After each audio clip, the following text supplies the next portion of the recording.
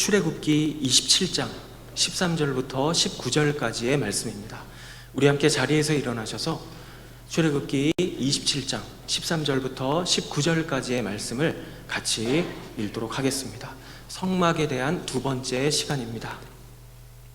같이 읽겠습니다. 동쪽 뜰은 폭을 50규빗으로 해 성막 입구 왼쪽에 15규빗짜리 휘장을 두르고 기둥 셋, 받침대 셋을 세우고 성막 입구 오른쪽에는 15규빗짜리 휘장을 두르고 기둥 셋, 받침대 셋을 세운다. 뜰로 들어가는 문에는 길이 20규빗짜리 휘장을 건다. 이 휘장은 청색실, 자주색실, 홍색실과 고운 배실로 짠 것으로 그 위에 수가 놓여있는 것이어야 한다. 거기에는 기둥 넷과 받침대 넷을 세운다.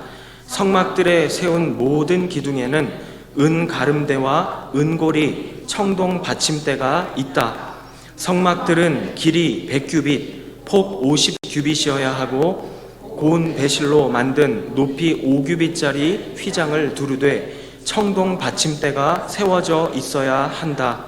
성막 제사 때 쓰는 다른 모든 기구들과 성막 말뚝과 뜰의 말뚝은 모두 청동으로 만들어야 한다. 아멘. 우리는 지난 시간부터 성막에 대한 내용을 살펴보고 있습니다. 지난 시간에는 성막이 만들어지게 된 이유, 그리고 성막이 시간의 흐름에 따라서 어떻게 변화되어 갔는지에 대한 내용들을, 그 과정을 살펴보았습니다. 인간이 타락하기 전에는 늘 하나님과 동행하고 교제할 수 있었습니다. 그러나 죄로 인해서 하나님과의 관계가 깨진 후부터 인간은 하나님을 만나기 위해서 반드시 죄의 문제를 해결해야만 하나님 앞에 나아갈 수가 있었습니다. 하나님께서는 제사라는 방법을 통해서 인간이 하나님 앞에 나아갈 수 있는 길을 열어주셨습니다. 시간이 흘러서 하나님께서는 이집트에서 노예 생활을 하고 있던 이스라엘 백성들을 구출해 주셨고, 그리고 정식으로 시내산에서 하나님의 백성으로 받아주셨습니다. 그리고 그 이후부터는 모세를 통해서 성막을 만들게 하시며 그 백성들과 하나님께서 동행해 주시겠다고 약속하셨습니다. 그리고 성막에서 모세를 만나 주시면서 하나님의 백성들은 어떠한 모습으로 살아가야 하는지를 자세히 말씀해 주셨습니다. 이스라엘 백성들은 성막을 통해서 가는 곳마다 하나님과 동행할 수 있었습니다. 그리고 백성들이 가나안 땅에 정착하고 난 이후부터는 정해진 장소에 성막의 기능을 할 수 있는 성전을 건축하게 되었습니다. 그런데 시간이 흘러서 예수님이 이 땅에 오셨던 당시의 상황을 보면 이스라엘의 종교는 이미 타락해 있었고, 더 이상 성전은 하나님을 만나는 장소가 아니라 물건을 사고 파는 종교 장사꾼들의 장소가 되어 있었습니다.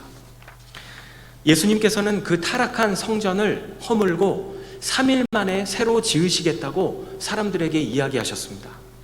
그 말의 의미가 무엇이었을까요? 그 말의 의미는 예수님 자신이 성전이 되셔서 하나님과 인간 사이에 있는 이 막혀있는 관계를 연결해 주시겠다고 말씀하신 것입니다. 그리고 자신이 말씀하신 대로 예수님은 우리의 죄를 위해서 자신이 하나님 앞에서 제물이 되어 주셔서 십자가 위에서 죽으심으로 우리가 하나님 앞에서 받아야 할 모든 죄값을 대신 갚아주셨습니다. 그래서 누구든지 예수님께서 나의 구원자가 되어 주셔서 나를 위해 대신 죽으시고 그리고 부활하셨다는 그 사실을 믿고 진정으로 받아들이는 그 사람은 예수님께서, 그리고 예수님을 삶의 주인으로 받아들이는 사람은 하나님께서 그 사람의 죄를 예수님이 해결해 주신 것으로 인정하시기 때문에 예수님을 영접한 그 순간부터 하나님 앞에 가는 그 순간까지 하나님께서 이 땅에서부터 우리와 동행하시며 우리의 삶을 인도해 주시겠다고 약속하셨습니다. 하나님께서 그런 우리와 동행하시는 방법은 바로 성령 하나님을 우리 마음에 보내주시는 방법으로 우리와 동행해 주시겠다고 약속하셨습니다. 그래서 사도 바울은 이렇게 설명합니다. 예수 그리스도를 영접하고 성령 하나님을 내 마음에 모시고 살아가는 그리스도인, 그 그리스도인은 바로 성전이다 라고 사도 바울은 설명하고 있습니다. 이제는 예수 믿은 우리의 마음속에 성령 하나님께서 함께하고 계시기 때문에 말씀과 기도의 시간을 통해서 또 일상생활 속에서도 하나님을 경험할 수가 있습니다. 그리고 우리가 하나님의 뜻을 발견하며 살아갈 수가 있게 된 것입니다. 내가 예수 그리스도를 진정으로 영접했다면 내 느낌과 내 감정에 상관없이 하나님께서는 이미 내 안에 함께하고 계십니다. 여러분, 지금 저와 여러분의 마음속에 하나님께서 함께하고 계시는 것입니다. 여기까지가 지난 시간의 내용이었습니다. 그래서 우리가 바로 성전이다라는 것입니다. 그렇기 때문에 우리가 거룩한 삶을 살아야 되는 것이고, 우리의 몸과 마음이 함부로 내 마음대로 그렇게 살아가는 것이 아니라는 것을 우리는 알 수가 있는 것입니다. 그렇다면 하나님을 모시고 살아가는 이 성전인 우리는 어떠한 모습으로 살아야 할까요? 바로 성막의 이 시설에 담겨 있는 의미들을 통해서 살펴보기를 원합니다. 첫 번째 사진을 보시면 이게 바로 성막의 전체적인 모습입니다. 먼저 흰색 세마포로 안과 밖을 구분하기 위해서 울타리가 설치되어 있는 것을 보실 것입니다. 이 울타리 안으로 들어갈 수 있는 문은 오직 한 개밖에 없습니다. 그리고 이 울타리 안으로 들어가게 되면 가장 먼저 보이는 것이 바로 번제단입니다. 이 번제단 위에 제물을 올려놓고 제사를 드리게 됩니다. 이 제사장은 하나님 앞에 이 번제단에서 제사를 드리고 나서 물두멍 앞으로 가서, 그 뒤에 물두멍이 보이시죠? 물두멍 앞으로 가서 손을 씻고 몸을 깨끗하게 한 후에 텐트 안으로 들어가게 됩니다. 이 텐트 안의 구조는 두 개의 방으로 이루어져 있습니다. 텐트에 들어가자마자 만나게 되는 공간의 이름이 바로 성소입니다. 그 성소에 들어가면 세 가지의 거룩한 물건들이 있습니다. 바로 금으로 된 촛대, 그리고 떡이 올려져 있는 떡상, 그리고 향이 피워져 있는 향단, 이 세 가지 물건이 성소 안에 있습니다. 제사장은 성소에 들어가서 이 촛대에 있는 촛불이 켜져 있는 그 빛을 통해서 성소는 깜깜합니다. 성소 안에서 이루어지는 모든 일들을 볼 수가 있습니다. 그리고 떡상 위에 놓여 있는 이 떡을 먹으며 하나님 앞에 나아갈 수 있는 힘을 얻게 됩니다. 그리고 향단에서 피어오르는 연기는 바로 성도의 기도, 바로 하나님의 사람들이 하나님 앞에 올려드리는 기도를 상징합니다.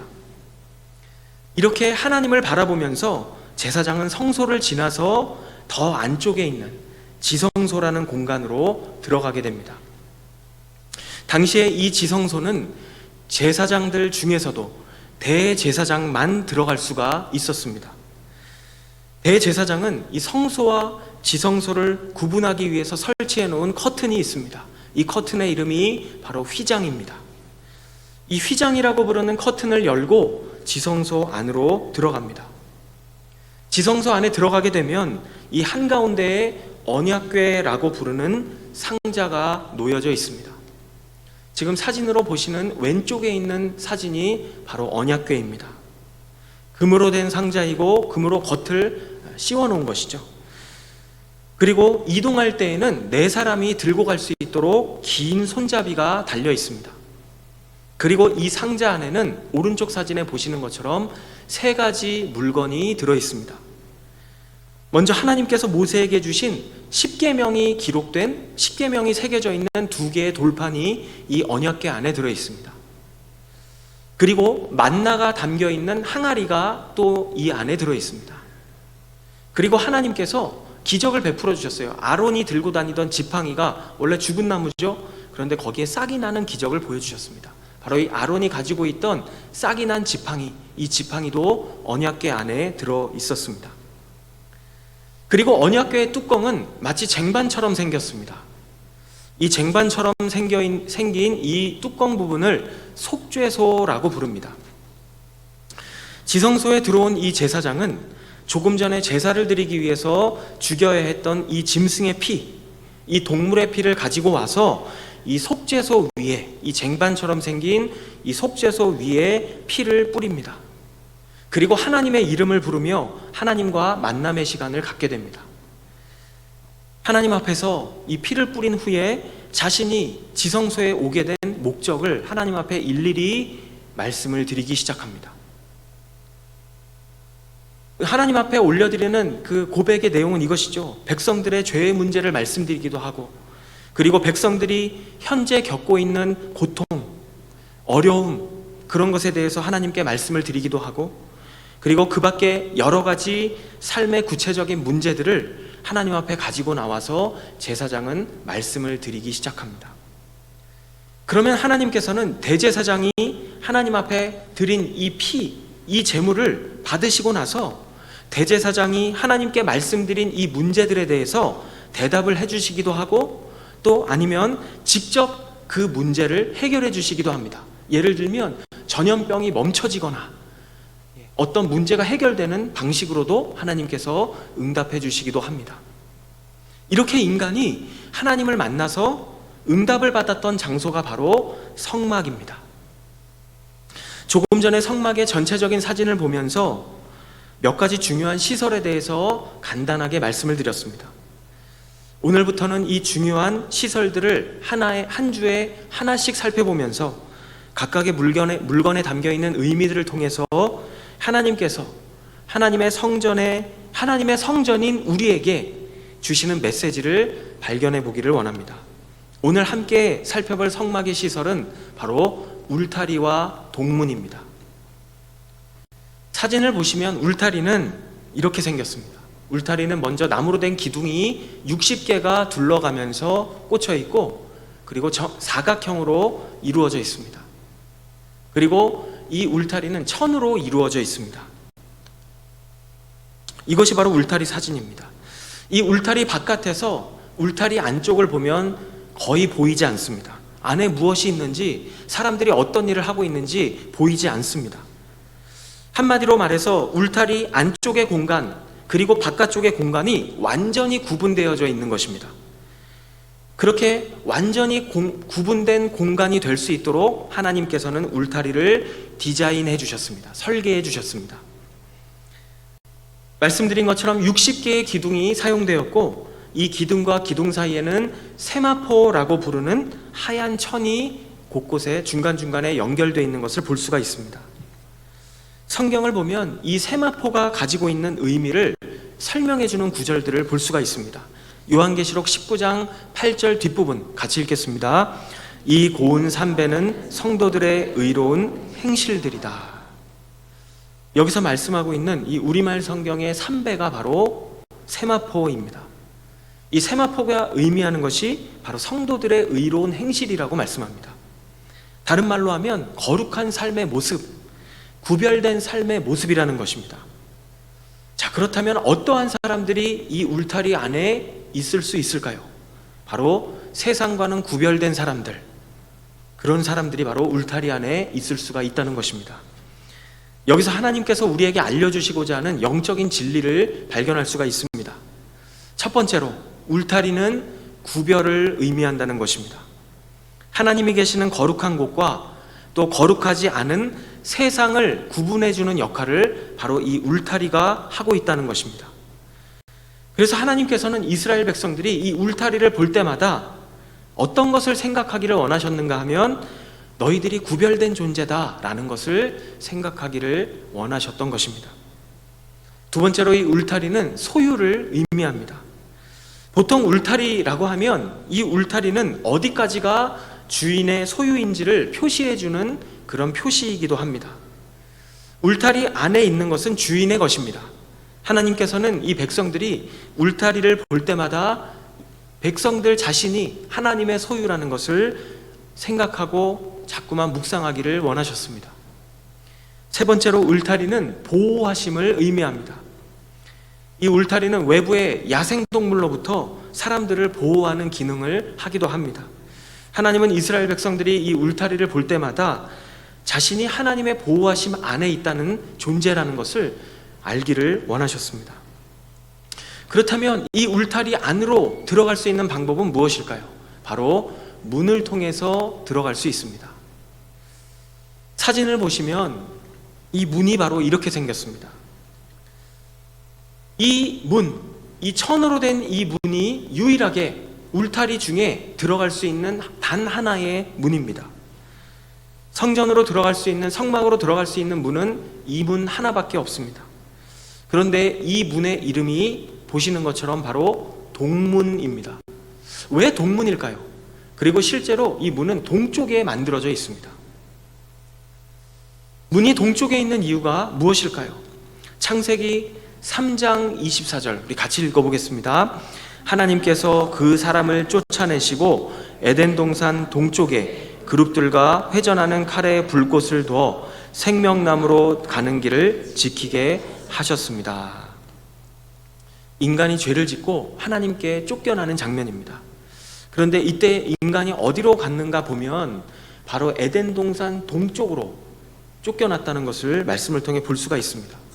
이런 배경 지식을 가지고 이 성경을 보게 되면 동쪽에 문을 만들어 놓고 인간이 다시 그 쫓아내셨던 나갔던 그 하나님의 품을 떠났던 그곳에서 다시 하나님께 돌아오기 원하고 계시는 하나님의 마음을, 그 하나님의 사랑을 우리가 묵상해 볼 수가 있습니다. 바로 동쪽에 있는 이 동문이 바로 성막에 들어갈 수 있는 유일한 문인 것입니다. 그런데 이 문은 성경의 내용을 종합해 보면 바로 예수 그리스도를 상징하고 있다는 것을 알 수가 있습니다. 요한복음 10장 9절 같이 읽겠습니다. 나는 문이다. 누구든지 나를 통해 들어오는 사람은 구원을 얻고 들어오고 나가면서 꼴을 얻을 것이다. 예수님께서 이 땅에 오셨을 때 말씀하신 그 말씀들의 내용은 대부분 구약 성경을 떠올리게 하시는 말씀이 많습니다.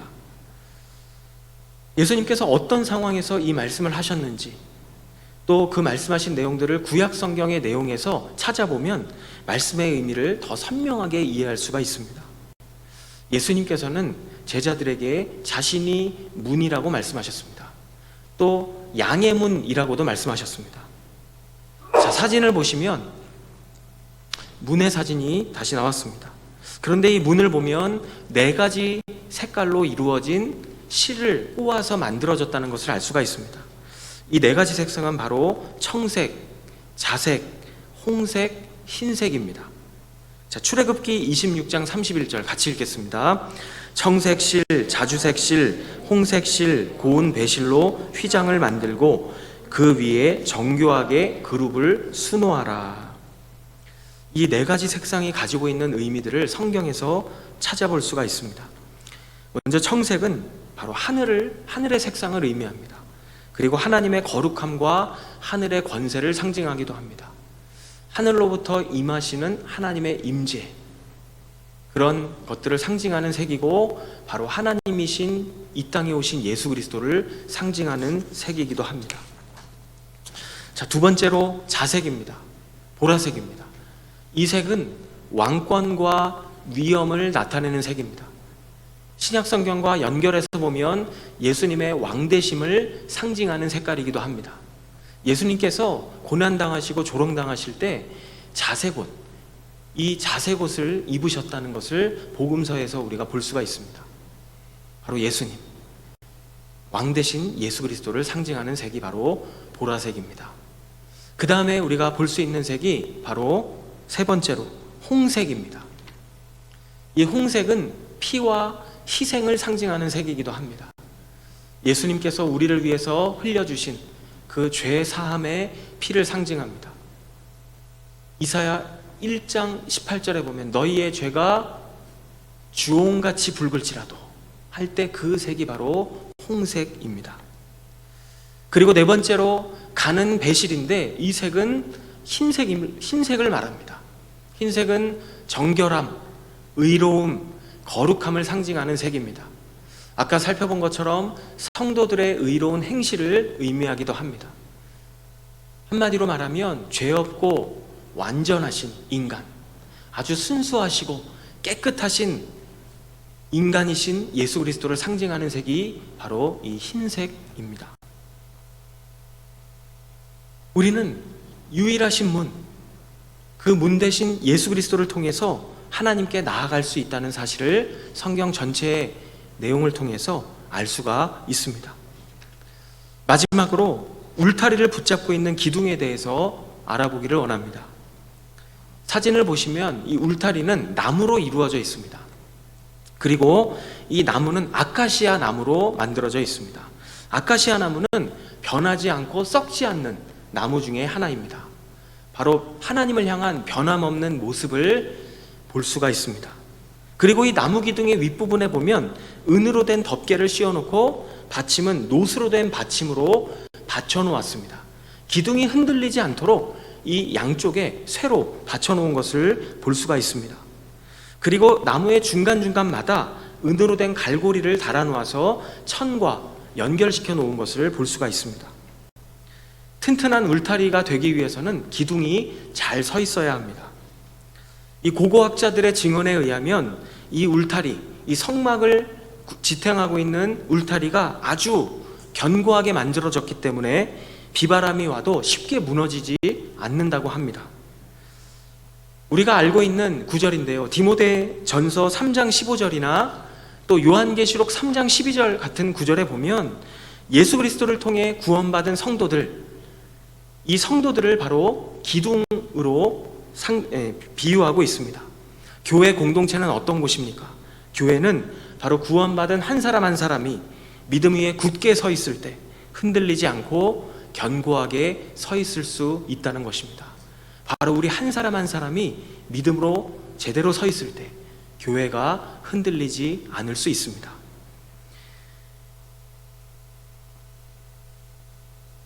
여기서 은과 놋은 바로 하나님의 구원을 상징합니다. 출애굽기 30장 그리고 민수기 21장에 보면 구원에 관한 내용들을 언급하고 있습니다. 출애굽기 30장에 보면 성막에 들어갈 때마다 은을 반세길씩 하나님께 드려라 라고 이야기합니다. 그럼으로써 하나님의 구원, 하나님의 은혜를 기억하라는 것입니다. 그리고 우리가 아는 것처럼 민수기 21장에 보면 모세가 광야에서 놋으로 뱀을 만들어서 장대 위에 높이 달아놓았을 때 그것을 보는 사람마다 살아나는 그런 역사를 우리는 알 수가 있습니다. 바로 하나님의 구원. 성도는 어떤 사람입니까? 구원의 확신을 가지고 살아갈 때 세상의 비바람 속에서도 흔들리지 않을 수가 있습니다. 못과 줄의 역할도 따로 설명할 필요가 없을 만큼 중요하다는 것을 우리는 알고 있습니다. 이렇게 성막의 울타리에 대해서 간략하게 살펴보았습니다. 울타리는 어떠한 것을 의미합니까? 울타리는 구별을 의미합니다. 소유를 의미합니다. 우리가 하나님의 소유라는 사실을 의미합니다. 그리고 하나님의 보호하심을 받은 존재라는 것을 기억하게 합니다. 이 울타리 안에 들어가기 위해서는 유일한 문을 통과해야 합니다. 이 문은 바로 예수 그리스도를 상징합니다. 예수 그리스도를 통해 우리는 하나님 안에 들어갈 수가 있습니다. 그리고 울타리를 지탱하고 있는 이 기둥처럼 교회 공동체는 구원받은 한 사람 한 사람이 믿음 위에 굳게 서 있을 때, 구원의 확신 가운데 있을 때 흔들리지 않고 더욱더 견고하게 세워져 갈 수가 있습니다. 오늘 말씀을 기억하며 예수 그리스도를 통해 우리를 구원받은 자로, 세상에서 구별된 자로 불러주신 그 하나님의 사랑에 감사하며 우리 한 사람 한 사람이 믿음 위에 굳게 서는 남은 한 주간의 삶이 되기를 간절히 소망합니다. 기도하시겠습니다.